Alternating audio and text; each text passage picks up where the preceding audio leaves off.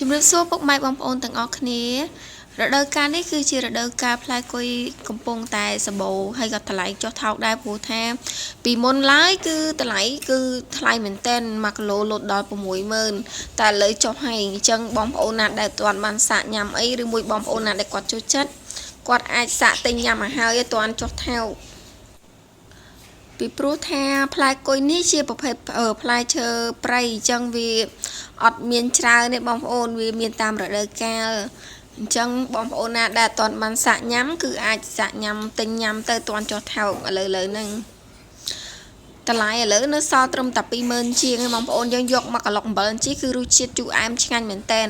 ពេលដែលយើងក្លុកវាឲ្យរៀងតុនទៅគឺយើងអាចញ៉ាំបានទាំងសម្បកតែម្ដងព្រោះដល់ពេលយើងក្លុកវារឿងក្លុកឲ្យ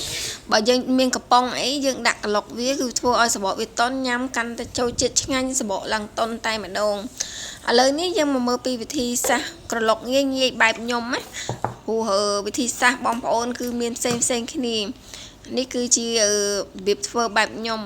ដំបូងខ្ញុំដាក់រ៉ូឌីម្សៅស៊ុបខ្នុរចូល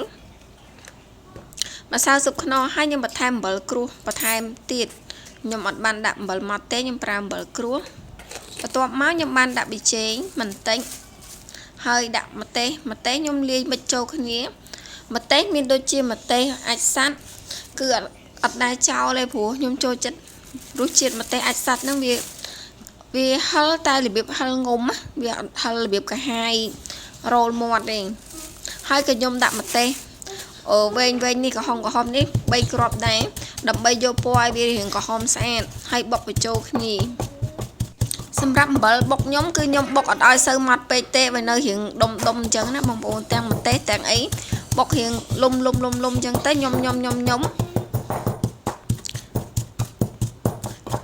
បុកវាបញ្ចូលគ្នាបែបនេះឲ្យវាលុំមកគឺរួចរាល់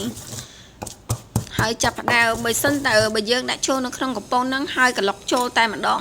វាល្អជាងយើងដាក់ចានយកមកកូរវាអត់សូវជាធ្វើឲ្យគុយយើងវាតុនចូលជាតិបានល្អអញ្ចឹងណា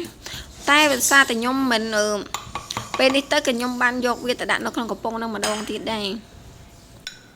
សម្រាប់វីដេអូគុយនេះខ្ញុំឃើញបងប្អូនយើងគាត់ធ្វើច្រើនមែនតើហើយអ្នកខ្លះក៏គាត់បានទៅបេះនៅកន្លែងដើមផ្ទាល់តែម្ដងមើលទៅมันងាយស្រួលក្នុងការបេះប្រមាណទេព្រោះភាគច្រើនគឺចូលនៅក្នុងព្រៃជ្រៅ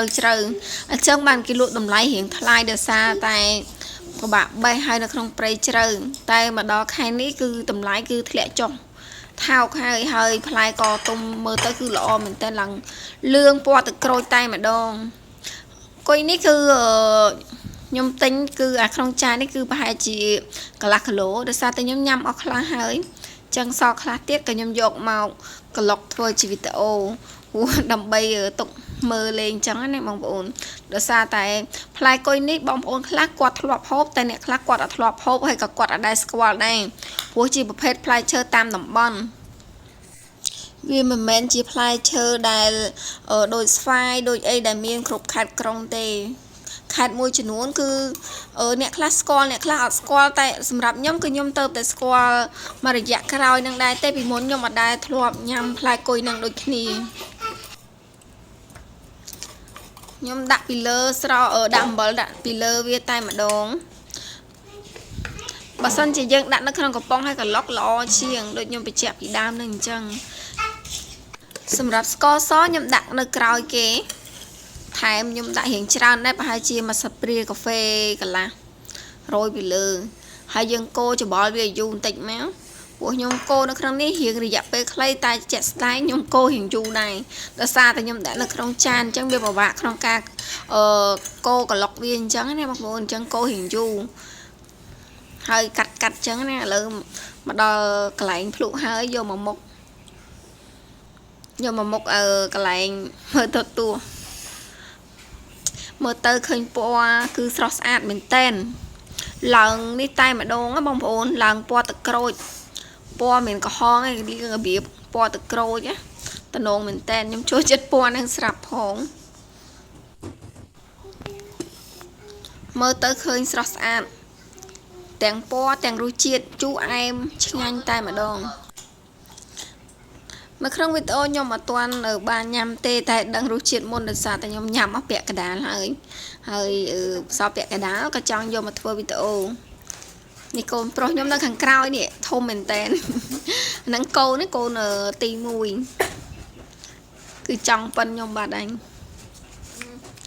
รู้เช็ดคือจูอามชิงันเฮ้ยวีอัตวันกะหลกอัตวันบานต้นสะบอละอ๋อจังเตอร์ทัวเอาพลายกุยวีนังเห็นจัวบัสันจีเยิงกะหลกวีคลังจะนังติดเตี้ยวีนังอัศมินจัวแม่นี่ให้น้ามวยมาวีพลายกุยนี่วีเห็นสระเกยต่ำแบะแมวทำไมจังเตอร์วีนังจัวเห็นชราเนี่ยจัวยำแตงสะบอไตมาดองบางปูนโดยในขนมวิตาโอนังจังผัวแท้บะยังกะล็อกเวียอย่างต้นจะนั่งติดเตี้ยกะล็อกไอ้คลั่งจะนั่งติดเตี้ยอายุจะนั่งติดเตี้ยคือสะบอนั่งคือเวลาตัดต้นให้ช่างงานตายมาดองยมเคยมองโอนคลากอดยำตั้งสะบอกยมก็สะยำตามกอดอย่างนั้นนะตั้งสะบอกตามเรียนไอ้บองโอนคือช่างงานตายรู้เจ็ดวิจูอามให้ยำจมูกสะบอกเฮียงจอดติดติ๊กอับจอดคลั่งเตะคือจอดเอียงติดติ๊กใต้ยำเต้มาอย่างใดผัวปีมดnhưng mà đai nhâmตั้งสะบอจังเตเคยบองโอนยังกดแย้มก็ยำตามพี่โตมันจะปันนังออกคน